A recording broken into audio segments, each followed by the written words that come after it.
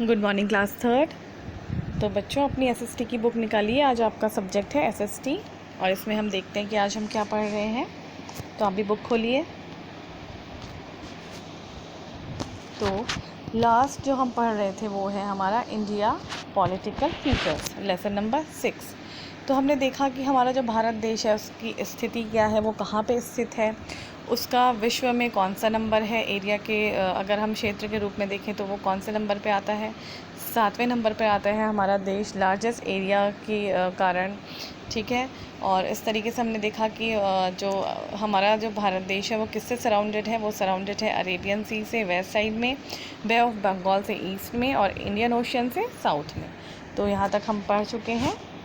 तो आज India and her neighbour, हम इनके बारे में पढ़ चुके हैं। हमारी नेबरिंग कंट्री कौन कौन सी हैं। हमारी नेबरिंग कंट्री है नेपाल, भूटान, चाइना, ठीक है। तो इनके बारे में हमने पढ़ लिया है। पाकिस्तान है, अफ़गानिस्तान है, बांग्लादेश है, म्यांमार है, ठीक है ना, श्रीलंका, मालदीव्स हम ये पढ़ चुके हैं। आज हम आगे बढ़ते हैं पॉलिटिकल डिवीज़न। तो देख लीजिए। Since India is a very big, it is difficult for one central government to look after the law and order in each part of the country. जो हमारा देश है भारत, जैसे आप जानते हैं कि हमारा देश बहुत वास्ट है, बहुत बड़ा है। तो ये एक केंद्र सरकार जो हमारी होती है, सेंटर में जो हमारी गवर्नमेंट होती है, उसके लिए ये पॉसिबल नहीं है कि वो हमारे भारत देश के अलग अलग कोनों में जो छोटे छोटे राज्य हैं, छोटे छोटे क्षेत्र हैं, उनमें क्या कर सके, लॉ और ऑर्डर को देख सके कि वहाँ पे कहीं कुछ लड़ाई झगड़े या बहुत सारी चीज़ें होती हैं जो एक छोटे छोटे राज्यों में ये हो रहे हैं। तो ये डायरेक्टली सेंट्रल गवर्नमेंट के लिए पॉसिबल नहीं है कि वो खुद इन चीज़ों को कंट्रोल करें। तो फिर आगे देखिए। Therefore, India has been divided into smaller areas known as a state. इसीलिए हमारी सरकार क्या करती है, क्या किया हुआ है हमारी सरकार ने, हमारे जो भारत देश है उसमें क्या कर दिया है, कुछ राज्य विकसित किए हैं। जिन राज्यों में क्या है, कितने राज्य हैं हमारे देश में, 28 स्टेट्स हैं जिनको कि छोटे छोटे राज्यों में बांटा गया है। Each state has a government of its own which is headed by the chief minister. तो इन 28 राज्यों में बांट दिया गया है। इन 28 राज्यों की अपनी क्या होती है, सरकार होती है। यहाँ पे मुख्यमंत्री जो होते हैं हमारे मुखिया होते हैं, यहाँ पे मंत्री होते हैं और हमारे राज्यपाल होते हैं। कुछ भी अगर समस्या है तो ये यहाँ पे हमें देखने के लिए, जनता के लिए ये लोग होते हैं, ठीक है। तो नीचे चलिए अभी। Some area of the country are not included in any of the 28 states and are directly under the control of the central government. अब हमारे देश में सम एरिया, कुछ क्षेत्र ऐसे हैं जो कि इन 28 राज्यों में नहीं आते हैं। वो क्षेत्र ऐसे हैं जिनमें डायरेक्टली जो हमारी केंद्र सरकार है उसी का क्या रहता है, कंट्रोल रहता है, उसका हस्तक्षेप रहता है। There are 7 union territories including the national capital territory of Delhi. तो इनको बांटा गया है 7 यूनियन टेरिटरीज़ में, जिसमें कि क्या शामिल है, जिसमें शामिल है national capital territory of Delhi. इसमें शामिल है national capital territory of Delhi, इसमें शामिल है। इसमें किसका हस्तक्षेप रहता है, कंट्रोल किसका रहता है, सेंट्रल गवर्नमेंट का। आगे बढ़िए। India is a large country with millions of people living in it. We have a union or central government at the center with its capital at New Delhi. जो हमारे देश की राजधानी है वो कहाँ है, वो है दिल्ली में। तो दिल्ली में क्या रहता है, दिल्ली में हमारे वी हैव अ यूनियन और सेंट्रल गवर्नमेंट, हमारी जो केंद्र सरकार है, यूनियन गवर्नमेंट है, वो कहाँ रहती है, उनका कार्यभार कहाँ होता है, नई दिल्ली में। The prime minister, the president, हमारे जो राष्ट्रपति हैं और जो हमारे प्रधानमंत्री हैं वो लोग कहाँ, मतलब वो लोगों का कहाँ पर ज़्यादा रहना होता है, वो लोग भी कहाँ रहते हैं, कैपिटल सिटी में ही रहते हैं। नीचे चलिए। India recently formed the 3 new states named. हमारे देश में 3 नए राज्य बनाए गए हैं जिनके नाम हैं छत्तीसगढ़, झारखंड एंड उत्तराखंड। ये 3 राज्य हमारे देश में बाद में बनाए गए हैं। इनका नाम है छत्तीसगढ़, झारखंड और उत्तराखंड। उत्तराखंड वो राज्य है जिसमें हम लोग रहते हैं। Among the union territories, Andaman and Nicobar Island is the largest, while Lakshadweep is the smallest. Among the union territories, in union territories में जो हमारा अंडमान और निकोबार आइलैंड है वो क्या है, सबसे बड़ा आइलैंड है अंडमान एंड निकोबार। और जो सबसे छोटा आइलैंड है वो कौन सा है, लक्षद्वीप। लक्षद्वीप सबसे छोटा है, अंडमान सबसे बड़ा है, ठीक है। आगे बढ़िए। This variety of land surface मतलब भूतल, जो ये भूमि है, जो भूतल है।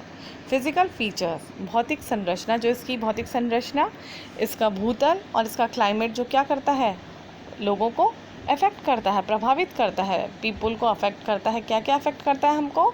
लैंड सरफेस, भूतल जो है, और भौतिक संरचना क्या है, और वहाँ का क्लाइमेट क्या है। ये चीज़ें क्या करती हैं, किसी को भी प्रभावित करती हैं, पीपल को अफेक्ट करती हैं। We are proud of being Indians, हमें अपने आप के ऊपर गर्व है। क्यों? क्योंकि हम एक भारतीय हैं। हमें भारतीय होने पर क्या है, अपने आप के ऊपर प्राउड है। ठीक है, आगे बढ़िए। Unity in diversity of all political features, इतनी सारी यूनिटी इन डाइवर्सिटी, इतनी सारी पॉलिटिकल फीचर्स है, इतनी सारी डाइवर्सिटी है, इतनी सारी भिन्नताएं हैं, लेकिन फिर भी क्या है, देश में एकता है। तो इसे क्या बोलते हैं? अनेकता में एकता। ठीक है, तो देखिए, their way of living, dressing and eating is different. यहाँ रहने वाले लोगों का पहनावा अलग होता है, खान पान अलग है, रहन सहन अलग है, बोली भाषा बहुत कुछ अलग अलग होता है, लेकिन फिर भी क्या पाई जाती है? एकता पाई जाती है। The people of India speak different languages, अलग अलग भाषाएं हम लोग बोलते हैं। कोई गढ़वाली बोलता है, कोई राजस्थानी बोलता है, कोई मद्रासी बोलता है, कोई मराठी बोलता है, लेकिन फिर भी अगर हम भारतीय हैं तो हम में क्या पाई जाती है? हम लोगों में एक दूसरे के प्रति एकता पाई जाती है। The people of India speak different languages depending on the region and follow different religions too, so our country can aptly be called the land of diversity। इसलिए हमारे देश को क्या बोला जाता है? Can aptly be called the land of diversity कहा जा सकता है इसको। however in spite of these differences, इतने सारे भिन्नताएं होने के बावजूद भी, इतने सारे differences होने के बाद भी, there is a deep bonding and unity। हम लोगों के बीच में, सभी लोगों के बीच में क्या होता है? भाईचारा होता है। हम एक दूसरे की अगर हमें ज़रूरत पड़ती है तो एक दूसरे के लिए सभी लोग साथ देने के लिए तैयार रहते हैं। तो ये क्या कहलाती है? अनेकता में एकता कहलाती है ये। ठीक है, तो ये लेसन आज आपका कंप्लीट हो चुका है। इसको आपने क्या करना है? एक बार रिवाइज़ करना है। उसके बाद हम इसमें थोड़ा सा मैं आपको टिक द करेक्ट आंसर करवा देती हूँ, लेकिन आप पहले एक बार इसको रिवाइज़ ज़रूर कर लीजिएगा। ठीक है, तो देख लीजिए, टिक द करेक्ट ऑप्शन। इसको मैं आपको नोट्स में बता देती हूँ। सबसे पहला काम है आपका डेट डालने का, 10 सितंबर 2020। लेसन का नाम है इंडिया पॉलिटिकल फीचर्स। हम कर रहे हैं tick the correct option. First है India is a part of, जैसा आप जानते हैं हमारा भारत देश जो भारत देश की स्थिति है वो कहाँ पे है, किसका पार्ट है, वो किसका पार्ट है? India is a part of Asia. ठीक है, सेकंड देखिए, the national capital territory of Delhi is a,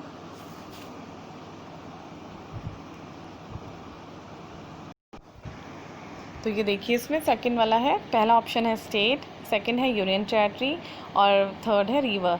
तो national capital territory of Delhi क्या है? तो ये क्या है? ये है आपका सेकंड ऑप्शन, यूनियन टेरिटरी। ठीक है, आगे बढ़िए। The number of union territories in India is, हमारे देश में कितनी यूनियन टेरिटरीज़ हैं? जैसे मैंने आपको भी पढ़ाया था, 27 है, 17 है या फिर 7 है। तो कितनी है? 7 है। ओके, आगे बढ़िए। Fourth, Arabian Sea is on the, Arabian Sea हमारे किस डायरेक्शन में है? East, west, north, south. तो अरेबियन सी किस डायरेक्शन में है? हमारे वेस्ट साइड में। ठीक है, आगे बढ़ते हैं। 5 देखिए, The seven states of the north east are called the, जो 7 states हैं नॉर्थ ईस्ट की क्या कहलाती हैं? 7 स्टार्स, 7 सिस्टर्स और 7 फ्रेंड्स। तो क्या कहलाते हैं ये? 7 सिस्टर्स। ठीक है, तो इतना काम मैं आपको दे रही हूँ। सबसे पहला काम है आपने लेसन को रिवाइज़ करना है, क्योंकि जब तक आप इसको रिवाइज़ नहीं करेंगे आपको समझ नहीं आएगा। और उसके बाद जब आप रिवाइज़ कर लेंगे फिर आपने कॉपी में इस काम को अच्छे से करना है और याद करके आपने इसको लिखना है। ओके, उसके बाद हम इसमें आगे बढ़ेंगे नेक्स्ट एक्सरसाइज के साथ।